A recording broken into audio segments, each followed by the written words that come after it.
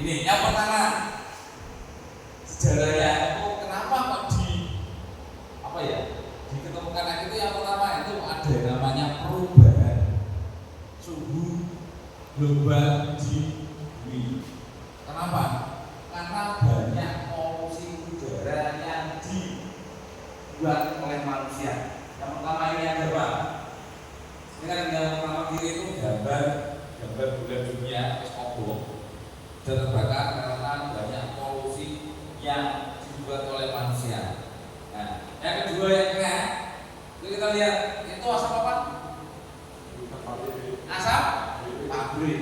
Kira-kira itu kalau asap pabrik itu dibuang ke udara, ya kan? Udara yang tercemarkan itu kira-kira nanti akibatnya apa? Kira-kira apa mas?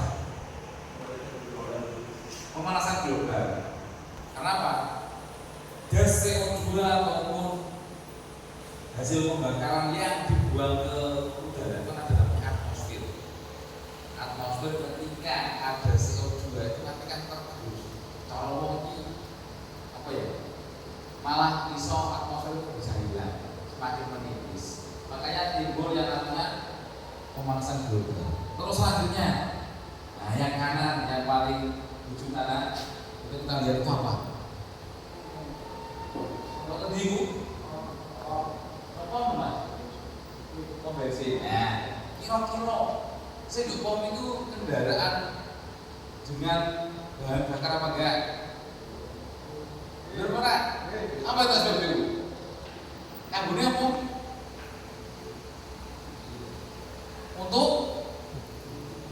Untuk mengisi bahan bakar. Nah, karena yang diisi itu bahan bakar, berarti ada bahan yang terbakar. Karena jenisnya itu kan ada motor, ada mobil, itu kan jenisnya pembakaran dalam.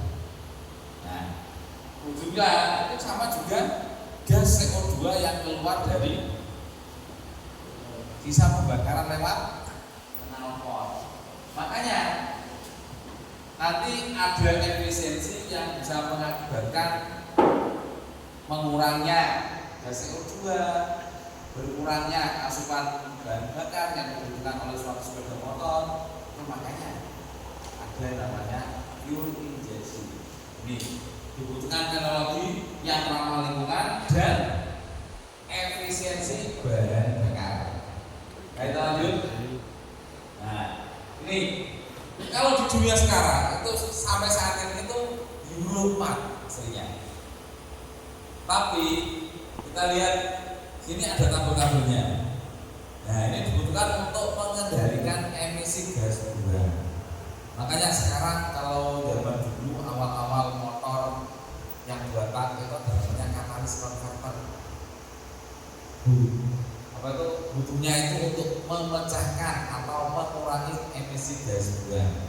Ini kita lihat regulasinya. Ini di Jepang itu paling tinggi, ya kan? Nah, kalau di Indonesia baru di Euro 2. Nah itu untuk karena Jepang itu teknologinya lebih bagus daripada kita. Rata-rata Indonesia itu kan ada di Jepang, Jerman ataupun Amerika. Nah kita lanjut. Nah, Euro itu apa? Euro itu standar yang ditentukan oleh negara-negara Uni Eropa untuk meregulasi atau membatasi emisi gas buang. Nah, emisi gas buang itu kan ada yang pertama ada CO2 atau karbon monoksida. Nah, karbon monoksida itu lebih berbahaya daripada CO2, karbon dioksida. Kenapa? Karbon monoksida itu tidak terlihat. Contohnya asap knalpot umpama kelapa itu tidak terlihat. Tapi racunnya itu kan lebih banyak daripada yang CO2. Karena ada cairan, contohnya motor 2 langkah. Ya kan itu yang lebih banyak kan CO2-nya kan.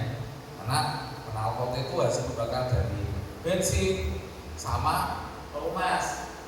Nah, kalau lagi juga hidrokarbon. Nah, hidrokarbon itu airnya tadi. Tadinya ada nitrogen, NOx. NOx ini juga bentuknya gas yang kelihatan. Nah, ini Euro itu asosiasi di Eropa. lanjut. Nah, ini untuk regulasi Indonesia ini 2 langkah, itu CO-nya 88.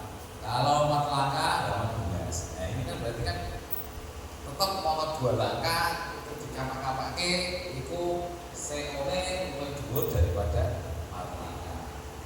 Makanya zaman dulu hampir motor 2 langkah itu dilarang diproduksi lagi mulai 2014-15. Untuk apa? Menjaga lingkungan supaya lebih hijau karena itu gede. Kita lanjut. Nah, ini sejarahnya Mas. Motor Honda gitu. Ini kita lihat. Ini ada CX Aprilia Turbo. Ini tahun 86. 86 berarti sangat aku. Tapi ini tidak di Indonesia. Ya kan? Ini di Jepang. Ini kita lihat mesinnya sangat besar. Sudah pakai radiator. Kalau jenisnya itu sport. Nah, ini sudah menggunakan teknologi injeksi. Ini yang pertama. Kita lanjut, tahun 86 ya. Nah, ini kita lihat sektor motor ini semua. Nah, aslinya ini kita punya aslinya. Tapi motornya wis rusak. Nah, ini motor injeksi pertama Honda di Indonesia itu tahun 2006. Ini Supra 125 2006. Ini itu pengalaman saya menggunakan motor ini. Itu perjalanan dari SMK sampai Blora PP itu butuh biaya hanya 10.000 rupiah PP. Itu zaman tahun 2015 kalau nggak salah. Berarti kan itu banget kan. Nah kalau sekarang itu rata-rata kalau motor Honda itu sebelum gitu. Nah kita lanjut. Nah ini kita kenalkan untuk sistem FI. Jadi silakan kita lanjut. Nah ini kita lihat ada 2 jenis sistem bahan bakar di gambar. Yang satu karburator, yang kedua injeksi. Itu di sistemnya yang beda. Tapi nanti kalau integrasi sama eco sama pengapian biasa. Kita lanjut. Nah ini keunggulan GMFI. Ini fakta ya. Karburator itu kira-kira bahan bakar dimasukkan ke ruang pembakaran itu bisa semprot bisa. Kira-kira penyisapan karburator itu maksimal apa dia dibandingkan yang disemprotkan? Yuk dipikir. Beda. Nah, terus kira-kira kalau kamu menghidupkan motor dengan karburator dengan filter yang terbuka, motor digas, itu ada uap bensin yang keluar apa ya? Nah, itu kira-kira apa itu keluarnya itu bintik-bintiknya itu halus apa kasar apa gede? Kasar. Kalau kita gini Mas, kalau kita bandingkan yang motor injeksi itu disemprotkan dengan tekanan yang tertentu dia baru keluar. Berarti otomatis sprayernya cara nyemprotnya kuwi kan lebih halus. Nek lebih halus, ini kita asumsikan bahan bakar dan udara. Bahan bakar itu gambar ini loh ya. Itu kan kuning sama biru, ya kan? Yang biru itu bahan bakar. Berarti kita lihat yang kiri, titik-titik maki, gede-gede. Contohnya, misal kita apa ya, samakan sama air hujan. Nah, ini air hujan itu kasih terus gede-gede. Kira-kira udara itu kan modelnya meliputi atau untuk samping dari bahan bakar. Nek titik cilik-cilik ke sisi kanan itu kan berarti bahan itu udaranya kan lebih banyak kan. Nah itu yang membuat motor injeksi lebih irit. Ya motor karburator disemprotkan ada langsung keluar lagi. Kalau motor injeksi ini kalau bagian itu dicopot itu kira-kira nyembur lah, nggak terlalu kelihatan kan. Nah makanya lebih irit. Lanjut. Nah ini modelnya itu programmer. Nah, programmer dari suplai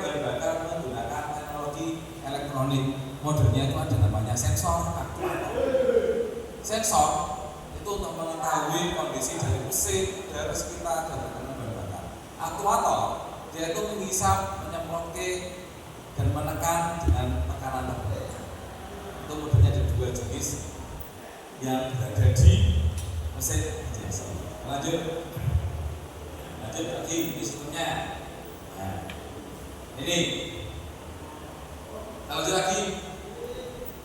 Nah, ini modelnya untuk motor injeksi yang belakang modular itu ngarani bahan-bahannya itu terpisah.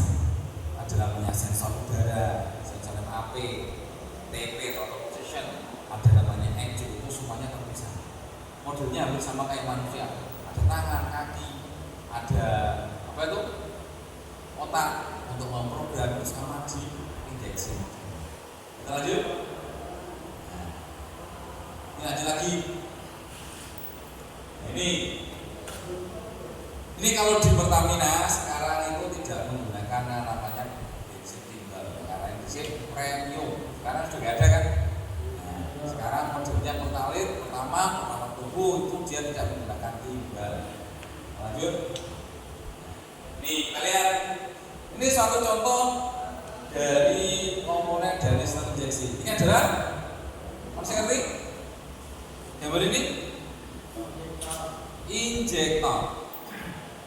Nah, injektor itu udah 5 tahun, tapi dengan syarat tertentu harus ada rekod apa servis di AHAS atau apapun ya, itu sampai 5 tahun. Di dalamnya di sini ada namanya solenoid. Solenoid itu suatu alat yang diberi arus supaya tadi bergerak seperti katup. Nah, dia fungsinya itu menutup dan membuka aliran bahan bakar yang akan disemprotkan dengan tekanan tertentu. Nah, lanjut, ini contoh. Lanjutnya, ini namanya sprayer. Ini kan lebih halus daripada karburator saat menarik atau menghisap bahan bakar. Makanya semakin halus semprotannya, berarti kan udara di samping dari bensin atau bahan bakar itu lebih banyak, sehingga akan membuat bahan bakar itu homogen, sehingga nanti di apa itu di dalam silinder ruang bakar itu lebih mudah di apa? Dibakar. Nah, ini kita lihat ini ya.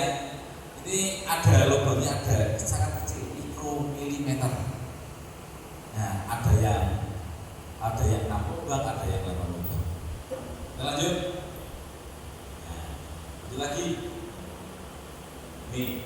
Ini kalau sistem kontrolnya itu pakai namanya ECU, elektronik kontrol unit. Jadi modelnya nanti pengapiannya sama untuk proses dari penginjeksiannya itu diatur namanya ECU. Ya, kita lanjut. Ini gambarnya kayak gini. Ada yang DLC itu suatu tempat untuk kita mereset sistem dari injeksi. Itu ada sensor composition, ada injeksi, ada yang namanya sentral CO2, O2. Itu semuanya ada di dalam bodi sini. Kalau untuk mengeksplor tempatnya kayak gini. Itu alurnya. Kita lanjut. Nah, ini black campaign, kita lanjut lagi ya. Nah, diagnosa mandiri. Ini kalau kita punya motor injeksi, kita harus tahu pengalaman kira-kira kerusakannya. Nah, kita lanjut. Nah, di motor injeksi itu rata-rata namanya lampu MR atau confusion indicator lamp. Nek cara basa Jawa lampu kanggone nek ana kerusakan di dalam sistem injeksi. Nah, nanti di dalam injeksi ada model dua ke depan panjang itu kira-kira 2 detik, ke depan pendek 1 detik. Itu nanti ada pembacaannya. Semisal ke panjang 1 kali, pendek 2 kali, itu contoh itu baterainya lemah, ya kan? Semisal ada lagi kira berapa itu 17, 1 panjang, 1 pendek.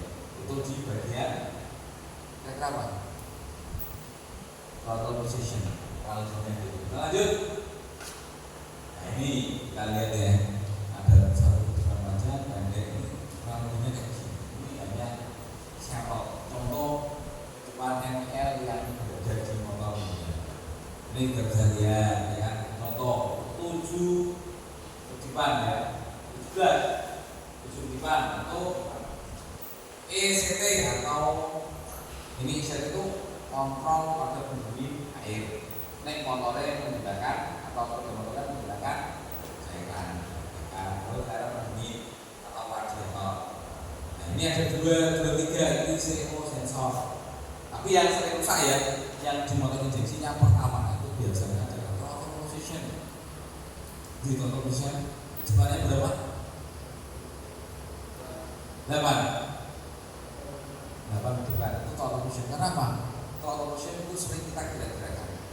Mau motornya digas apa itu gas sedikit ataupun gas penuh itu akan digunakan. Nah modelnya kalau di radio ataupun di tape itu model kayak proteksi. Dia itu berguna akan mengakibatkan apa itu tahanan akan menurun atau naik sesuai dari perintah dari ECU. Terus nanti kalau sudah di apa itu diproses oleh ECU itu nanti akan membuat sebuah itu sudah. Nah, lanjut lagi. Nah ini untuk ECU komponennya ini tidak perlu perawatan khusus. Cuma biasanya yang dirawat itu hanya filter udaranya, itu harus bersih.